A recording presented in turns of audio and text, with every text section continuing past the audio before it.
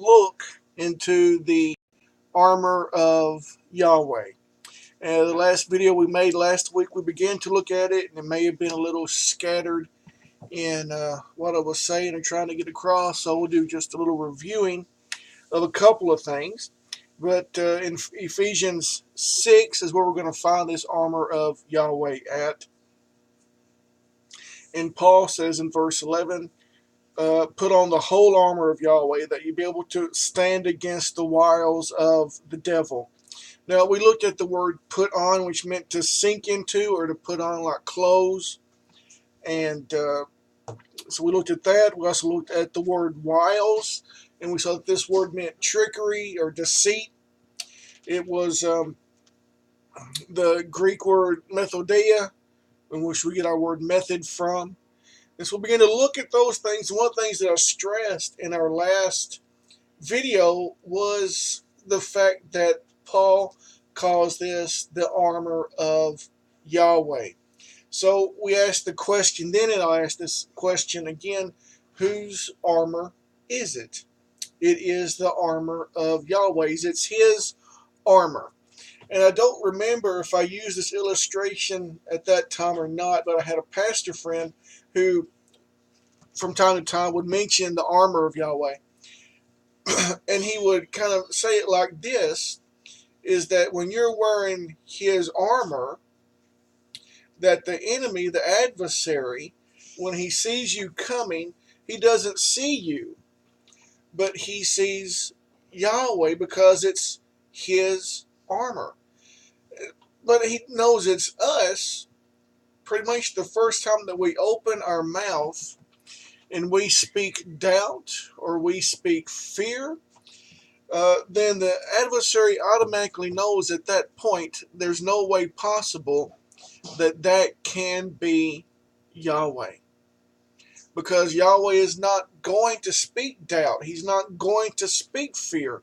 And another way that we could say that the adversary is going to know that it's not Yahweh, and that is when we're not following the instructions of God, when we're not keeping his Sabbath, when we're not doing the Sabbath and the things that please God. The adversary knows that. So he knows that Yahweh is going to keep his appointed times. So if he sees us out there and we're not doing those things, this is going to open us up to an attack that possibly we will not win, because we are not wearing the whole armor of Yahweh. So I want to show you a scripture here in just a few minutes where we see a prophet that Paul was possibly pulling this armor from when he talks about it in Ephesians. But I said also in the last video that this armor is the picture that we've been given in most of modern or Christianity or the church today. We have been given the imagery of the Roman soldier. If you go to any Christian bookstore, and even at the bookstore that we run, when it talks about the armor of God, we've got little figurines that it's the Roman soldier. There are plaques, it's the Roman soldier. There are pictures, it's the Roman soldier. As I look in front of my desk today, and I have a print or the armor of God on my wall, it is accoutrements used by the Roman soldiers. And I have an understanding now that this is not the imagery that Paul was pulling from. And we can very well understand this by just what Paul says, the armor of Yahweh. So, with our Greco-Roman mindset, we don't always see what Paul is pulling from, but I want to go to Isaiah chapter 59.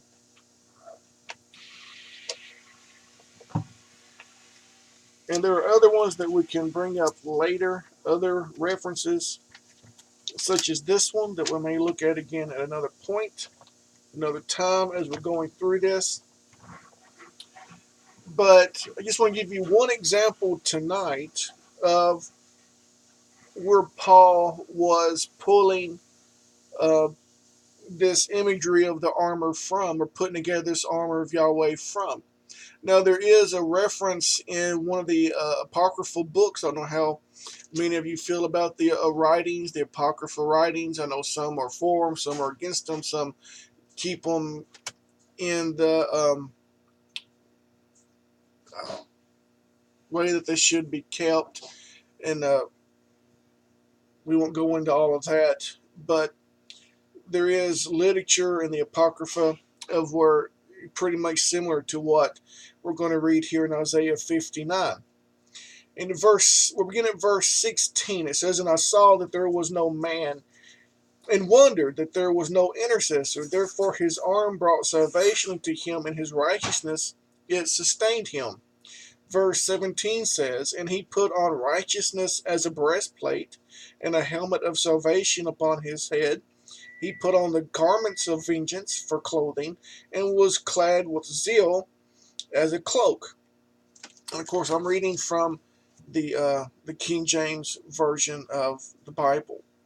So we see here just this one reference in Isaiah. What we are seeing, he's talking about Yahweh himself. Yahweh is putting on his armor, breastplate of righteousness, helmet of salvation, other garments. And so this would bring us, I'm trying to figure out how I want to say this, but so now we know, before I go to this next place, that this armor is not for physical battle. This is another reason, or something else we can draw from, that Paul is not referring to a Roman soldier's armor, because a Roman soldier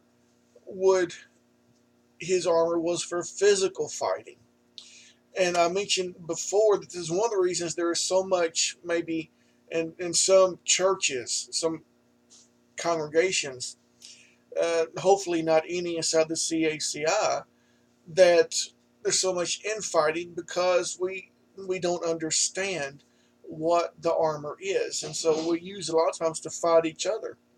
And that's not what it was for. It is for a spiritual battle. 2 Corinthians 10 tells us that our weapons are not carnal, but they're mighty through Yahweh to the pulling down of strongholds. And we could even study that in itself as we go through this armor series. But I want us to look and consider some things of what this armor is. Now we have to also, as we look at this, and we're going to wrap this up with this last point here, is that this is, and I keep saying this, but I want you to wrap your mind around this idea, that this is the armor of Yahweh, not a man's armor, not mine and not yours. We are instructed to put it on and to wear it. And I just want to stress this point again, that unless you are keeping the instructions and you're walking in the instructions of Yahweh, you're not going to be wearing the whole armor of God. But this was given to us for spiritual warfare. So, in saying that, we see in Isaiah that Yahweh wears an armor. So at some point he had to design an armor. And he did that. If we go to Exodus 28,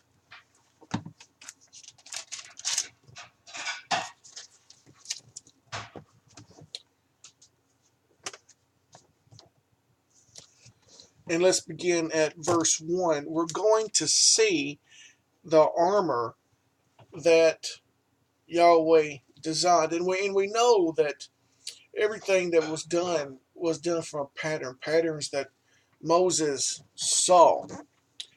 But verse 1 says, take thou unto thee Aaron thy brother and his sons with him from among the children of Israel, that he may minister unto me in the priest's office, even Aaron, Nadab, Abihu, Eleazar, and Ithamar, Aaron's sons. And thou shalt make holy garments for Aaron thy brother, for glory and for beauty. And thou shalt speak unto all that are wise-hearted, whom I have filled with the spirit of wisdom, that they may make Aaron garments to consecrate him, that he may minister unto me in the priest's office. And these are the garments which they shall make: a breastplate, an ephod, a robe, a broidered coat, a mitre, and a girdle. So there are 6 pieces to the priest's garments. If you go back to Ephesians chapter 6, there are 6 pieces to this armor of God, of Yahweh, of God. So, we can stop and you may think, well, what does these priests, the priest Aaron wearing these garments, he was a priest, he wasn't a soldier. This could be something that you could bring up. Or think as you're watching this, if you'll just hear me through, maybe you'll see something that you've not thought about or seen before. But if we go to Numbers chapter 4, and they're given the age and everything for the service of the priesthood. And verse 23 says, from 30 years old and upward until 50 years old shalt thou number them all that enter in to perform the service, to do the work of the tabernacle of the congregation. Verse 24 says, this is the service of the families of the Gershonites to serve and for burden. So, and I've read 24 because it contains the word service in verse 24, and we're going to look at that. But one of the things that I want to look at first is in verse 23, and here you're using the King James here, but it says, all that enter into perform the service, okay, and it says to do the work of the tabernacle. But this word perform is Strong's word 6633. And this is an important word that we understand as we look at what I'm proposing to you or showing you or teaching in these videos, as far as my understanding of what the armor of God is. And like I said, the first video, I taught this a little over a year ago at the Potter's house. And everyone that was there that saw this for the first time,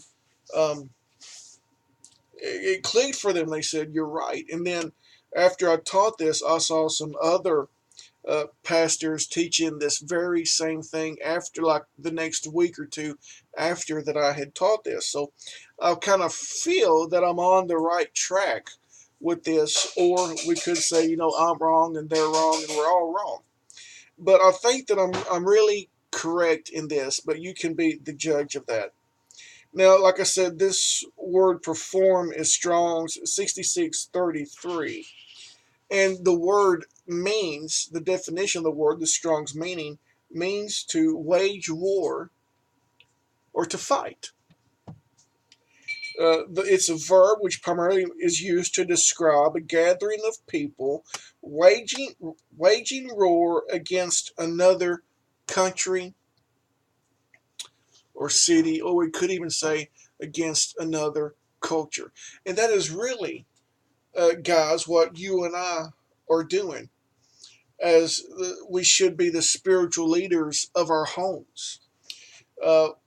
Many of us need to be should be the spiritual leaders of our home groups, of our congregations, of the people that we're leading. We are a spiritual leader. And in doing that, you are all very much aware that you are waging war. Even if your home group is you and your family, or if it's you and others that are gathering with you, if you're the leader of that group, you have a responsibility to wage war for them on their behalf. And especially as pastors, you understand that you are waging war also for the people in your congregations. So, and when it says for another country, that's what we're doing. We've all understood that we are waging war against another country. And here again, spiritual warfare against another country, let's say it this way, against another kingdom. Now, I want to give you some examples where you can see that this Strong's word 6633 is used elsewhere to mean war or to fight. If we go to, let's see if I got it here, Zechariah chapter 14. In verse 12, here's a verse that's using this very word, and it's talking about fighting. Zechariah 14 and 12 says, "And this shall be the plague wherewith the Lord will smite all the people that have fought against Jerusalem." This "have fought" is Strong's number 6633. And here again, and there's another one, Numbers 31, I believe, in verse 7.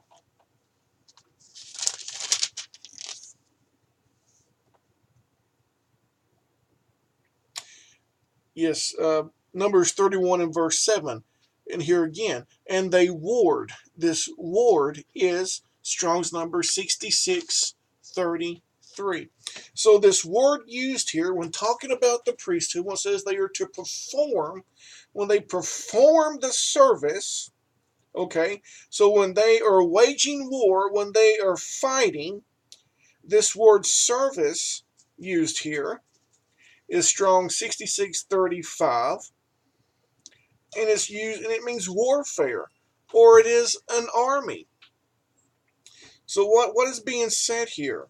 When the priests gather together as an army to wage warfare against another culture or against another kingdom, he's not talking about the guys that are counted to go to war out of all the tribes. He's talking here about the priests in the tabernacle when they come together and they wage war. He's talking about a spiritual warfare wearing the armor of Yahweh.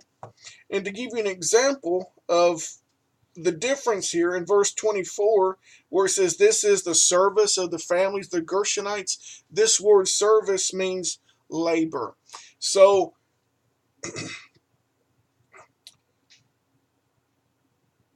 there he's talking about what they're actually doing as far as what the Gershonites were in charge of. But verse 23 is talking about what I feel is talking about, and what I believe in those that others feel the same way. He's talking about a spiritual warfare.